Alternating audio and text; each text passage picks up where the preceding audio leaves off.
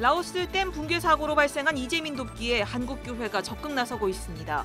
한국기독교연합봉사단이 이재민 수용소를 방문해 긴급 구호 물품을 전달했고 한국기독교 총연합회는 민간 수색 구조단을 라오스 피해 지역에 급파하기로 했습니다.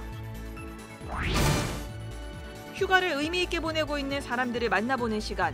오늘은 경기도 가평 필그림하우스 순례길에 오르는 이들의 삶과 신앙 이야기를 들어봤습니다. 기독교 윤리실천운동이 갈수록 심화되고 있는 청년들의 부채 문제를 해결하기 위해 이른바 청년 부채 제로 캠페인을 펼쳐 청년들의 재정 자립을 돕고 있습니다.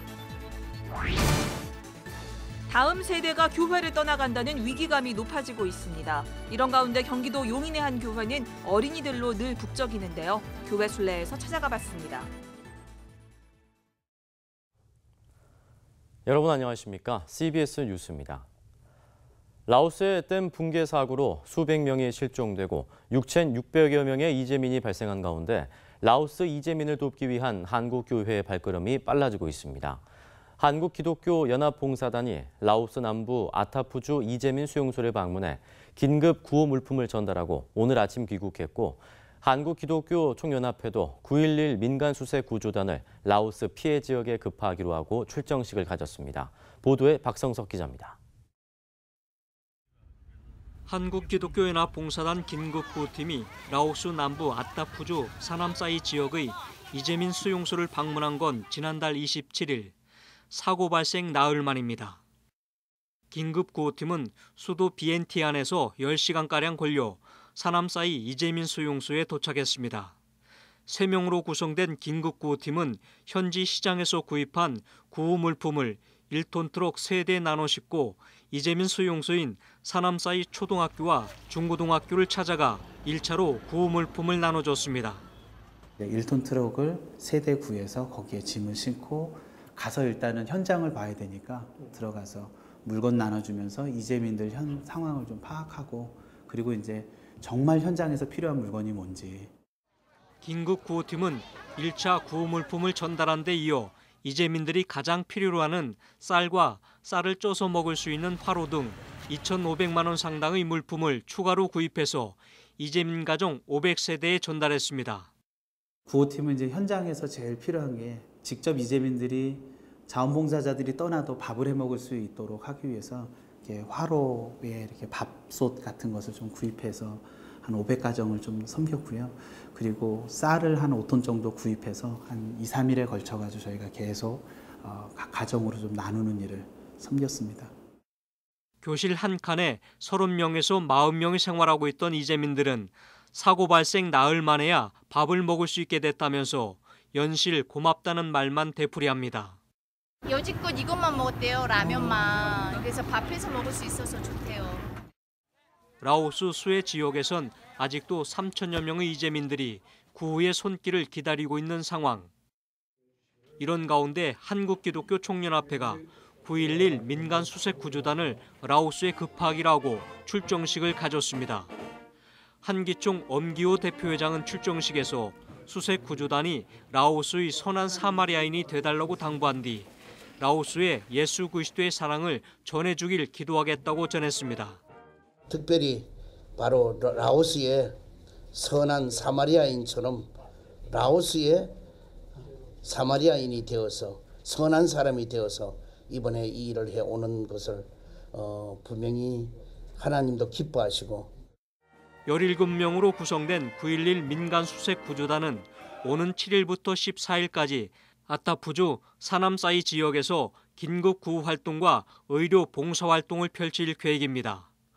또 기독교 NGO 국제기아대책을 비롯해 굿네이버스, 개인코리아 등이 라오스 현지에 긴급구호팀을 파견해 구호 활동과 피해 복구 지원 계획을 세우고 있습니다. CBS 뉴스 박성석입니다. 휴가철을 맞아 의미 있게 휴가 기간을 보내는 사람들을 만나보고 있습니다. 오늘은 순례길을 묵상하며 자신의 신앙을 돌아보는 기독인들을 찾아가 봤습니다. 천수연 기자입니다. 경기도 가평 수덕산 자락. 철로역정 순례객들이 무더위를 피해 이른 아침부터 순례길에 오릅니다. 순례객들은 부채로 더위를 쫓으며 소설 철로역정의 주인공 순례자 크리스천이 천국으로 향했던 길을 걷습니다. 찜통 더위에 땀은 비오듯 하지만 순례길에서 만날 하나님을 기대하며 한 걸음 한 걸음 힘을 내봅니다. 순례객들은 인도자의 안내에 따라 순례자 크리스천이 천국길을 가는 도중에 만나는 인물들과 장애물들을 어떻게 지혜롭게 대처해 나가는지 배웁니다. 이 골짜기를 지나면서 어떤 해를 받을지 모르기 때문에 긴장하고 기도하는 마음으로 따라오셔야 합니다. 아름다운 자연 경관과 함께 오르는 순례길, 사랑하는 가족들과 함께여서 더욱 뜻깊습니다. 신혼부부인 이용영, 김혜원 씨 부부는 순례길을 함께 오르며 하나님의 임재를 느낍니다. 고된 여정 속에서 교회를 통해서 하나님께서 저희를 또 쉼을 얻게 해주시고 또 전신갑주를 또 입혀주시고 또 세상과 싸워가는 힘을 주신 거에 대해서 감사했고 또 그쪽이 좀 인상이 깊었습니다. 좋은 곳에 이렇게 하나님의 임재를 느낄 수 있고 또 철로역정 그 길을 내가 직접 이렇게 밟으면서 더 깊이 이렇게 느껴볼 수 있는 그런 곳이 마련이 되어 있어서 잘 쉬고 또 체험이 되고 회복이 되고 그런 시간이 된 것 같아요. 노모와 함께 여행 온 이성호 권사는 철로역정 길을 걸으며 하나님의 깊은 사랑을 다시 한번 깨닫습니다. 하나님께서 함께 하시는구나. 삶이 어느 사람이건 뭐 힘들지 않은 시간들이 없을 텐데 함께 하셨다는 고백이 나오고요. 순례길을 간다 그래서 가보고 싶었어요. 또 가니까는 좋더라고요. 근데 너무 이렇게 언덕 많이 올라갈까 봐 걱정했는데 뭐 힘들지 않게 잘 갔다 왔어요. 39개 순례 코스를 마친 이들은 마지막 천성에 이르러 감사 기도를 드립니다. 우리가 이 순례의 길을 걸어가면서 하나님이 주시는 위로와 소망을 붙들게 하여 주시고 저 천성을 향하여 믿음의 걸음을 담대히 나아갈 수 있도록 도와주시옵소서. 기독교 고전으로 불리는 존 버니언의 철로역정 작품을 옮겨놓은 필그림하우스 철로역정 순례길은 지난해 17,000여 명이 다녀간 데 이어 올해는 10% 정도 더 늘어난 19,000여 명의 순례객이 다녀갈 것으로 전망됩니다. CBS 뉴스 천수연입니다. 기록적인 무더위가 연일 계속되는 가운데 한국 구세군이 쪽방촌 어르신들의 건강을 위한 삼계탕 나눔 행사를 열었습니다. 구세군은 어제 서울 종로구 초동교회에서 돈이동 지역 쪽방촌 어르신 400여 명을 초청해 삼계탕을 대접했습니다. 돈이동 쪽방 상담소를 운영하며 이 지역 쪽방촌 어르신들을 꾸준히 섬겨온 구세군은 이번 나눔 잔치가 소외된 이웃을 돌아보며 그들과 함께 예수 그리스도의 사랑을 나누는 자리가 되길 바란다고 전했습니다. 명성교회 목회세습결의 무효 소송에 대한 예장통합총회 재판국 회의가 오는 7일로 예정된 가운데 명성교회 세습을 반대해온 서울 동남노회 비상대책위원회는 어떤 판결이든 그대로 수용하겠다며 이번에는 반드시 판결이 나와야 한다고 강조했습니다. 서울 동남노회 비대위는 오늘 기자간담회를 열고 재판국은 더 이상 판결을 미루지 말고 어떤 결과든 도출해야 한다면서 헌법과 법리에 따라 공정하고 일관성 있는 판결을 내려주기를 호소했습니다. 비대위 김수원 목사는 우리가 원하는 결과가 나오지 않더라도 이를 사회법정으로 끌고 갈 생각은 없다며 판결이 더 이상 미루어지면 안 된다고 강조했습니다. 한국교회 교단장 회의가 어제 청와대 앞에서 기자회견을 열고 제3차 국가인권정책 기본계획안을 비판했습니다. 이들은 제3차 국가인권정책 기본계획안에 동성애와 동성혼 문제 등의 독소 조항이 포함됐다며 종교의 자유를 억압하고 동성애를 옹호하는 차별금지법의 제정이 우려된다고 주장했습니다. 하지만 법무부는 차별금지법에 종교의 자유를 제한하는 내용은 포함되지 않았다며 보수 한국교회가 우려하는 동성애 조장과는 관련이 없다고 말했습니다. 청년 부채의 문제는 어제 오늘의 이야기가 아닙니다. 기독시민단체인 기독교 윤리실천운동이 갈수록 심화되고 있는 청년들의 부채 문제를 해결하기 위해 이른바 청년부채 제로 캠페인을 펼쳤습니다. 어떤 성과가 있었을까요? 이순규 기자가 취재했습니다. 30살 A씨는 채무로 인해 통장 압류가 들어왔던 날을 잊을 수 없다고 말합니다. 숨이 막히죠. 이제 다른 생각이 안 들 정도로. 핸드폰 몇 년 써도 한 번 내정이 안 깨졌는데 그날 압류가 들어온 날 내정이 깨지게 되더라고요. 그만큼 좀 힘들죠. 압류라는 압박이라는 건. A씨에게는 마이너스 통장과 학자금 융자 등 4천만 원에 가까운 빚이 있었고 6개월 가까이 연체된 상황이었습니다. A씨는 기윤실로부터 부채를 해결하기 위한 직접적인 지원은 받지 않았지만 재무 코칭 등을 받으며 새롭게 삶을 설계할 희망을 얻었습니다. 동갑내기 B씨도 마찬가지입니다. 단기카드 대출로 이자가 급속히 불어나고 있던 B씨는 기윤실에서 약 170만 원의 무이자 전환대출을 받아 일단 급한 불을 껐습니다.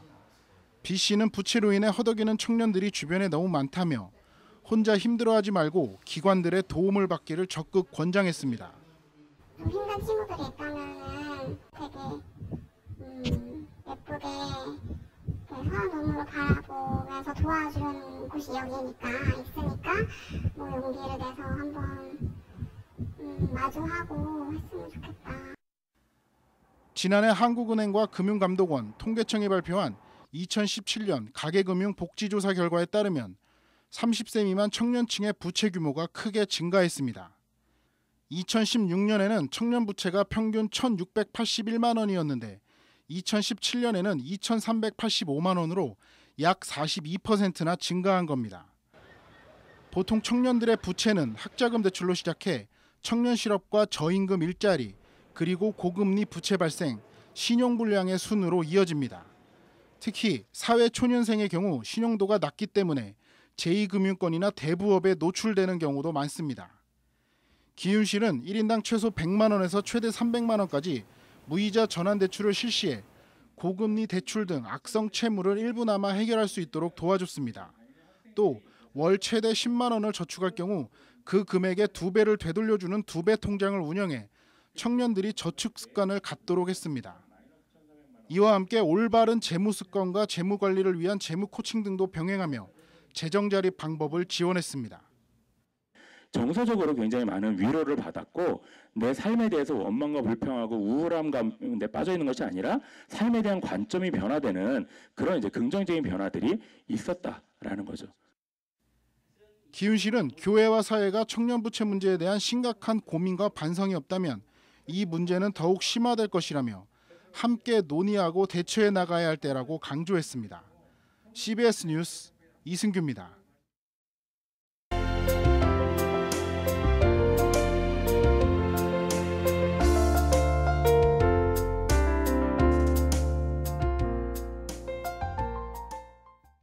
경기도 용인의 한 교회에 다니는 어린이들은 학교 수업을 마치고 집보다 교회에서 더 많은 시간을 보내고 있습니다. 어린이들은 이 교회 목사 부부를 부모처럼 따르고 있습니다. 교회 순례 시간, 양지 평안교회를 송주열 기자가 다녀왔습니다. 경기도 용인시 양지면의 한 지역 아동센터. 40여 명의 어린이들이 무더위에도 아랑곳하지 않고 공부에 열중하고 있습니다. 지훈이는 나중에 커서 뭐가 되고 싶어요? 스타일리스트. 그냥 꾸미는 거 좋아해서. 음악 시간. 어린이들은 선생님을 따라 청아한 선율의 오카리나를 연주합니다. 이곳은 양지 평안교회가 지자체로부터 위탁받아 운영하고 있는 아동센터입니다. 평안교회는 지난 2000년 설립 후 줄곧 지역 내 어린이들을 돌봐왔습니다. 리조트와 물류센터가 집중된 지역 특성상 맞벌이 부부가 많아 전문적인 돌봄이 필요한 어린이들이 많았기 때문입니다.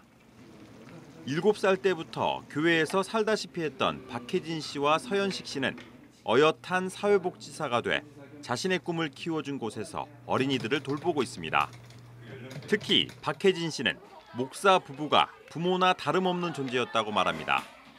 굉장히 도움이 많이 됐고 제가 이곳에서 컸기 때문에 제가 사회복지사 꿈을 꾸고 사회복지과를 졸업해서 이렇게 제가 다녔던 곳에 와서 일을 하고 있는 것 같아요. 평안교회 박종소 목사는 18년 전 해외 선교사를 준비하던 중 잠시 머물렀던 양지에서 뜻하지 않은 목회를 시작하게 됐습니다. 박 목사는 치열한 삶의 현장을 살아가는 부모들을 대신해 교회에서 어린이들을 돌봤습니다. 현재 200여 명의 교인 중 3분의 2가 어린이, 청소년입니다. 어린이 청소년 비율이 압도적인 것은 예나 지금이나 똑같습니다. 그러다 보니 지자체에서 복지 사각지대 해소를 위한 복지규관을 교회에 맡기게 됐고 현재 평안교회는 2곳의 아동 청소년 센터와 2곳의 그룹홈을 위탁 운영하고 있습니다. 애들 속썩이고 이제 뭐 재정적인 어려움, 또 이제 어른들이 좀 많이 왔으면 좋겠는데 어른들은 없고 이제 애들만 바글거리고 여러 가지로 힘든 일이 많이 있었죠. 어려운 현실을 버티고 직면하다 보니 지금까지 오게 됐다는 박 목사의 가장 든든한 동역자는 사모입니다. 들어가 선생님 그거 끊을 사이에 뭐 팝콘이나 뭐 이런 거 근데 너무 비싸. 너무 비싸지 않냐? 제 인크리더블 투볼 때 진짜 그거 사가지고 18,000원 나와가지고. 그러니까 그래서 그냥 먹을 거 조금 사고. 사실 박 목사는 대학에서 작곡을 전공한 뒤 신학을 공부하고 정신분석 박사학위까지 취득한 특이한 이력을 갖고 있습니다. 많은 저술 활동을 통해 사회와 소통하는 박 목사는 인간에 대한 이해를 바탕으로 목적 없이 살아가는 현대인들을 이끌어줄 수 있는 목회가 필요한 것 같다고 강조했습니다. 그래서 이제 그들을 도울 수 있는 방법이 꼭 물질적인 것이 아니라는 거죠. 그래서 제가 볼 때는 세팅되지 않은 이런 개척 교회를 해야 될 사람들은 정말 인간에 대해서 잘 알아야 될 것 같아요. 다음 세대의 꿈을 키워주고 힘을 불어넣어주는 양지 평안교회가 지역사회 안에 든든히 서 있습니다. CBS 뉴스 송주열입니다.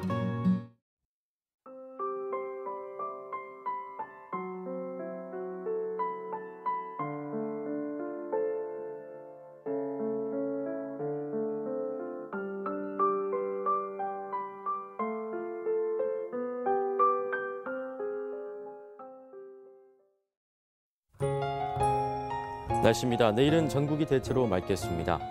아침 최저 기온은 23도에서 29도, 낮 최고 기온은 33도에서 39도로 예상됩니다. 이상으로 뉴스를 마칩니다. 고맙습니다.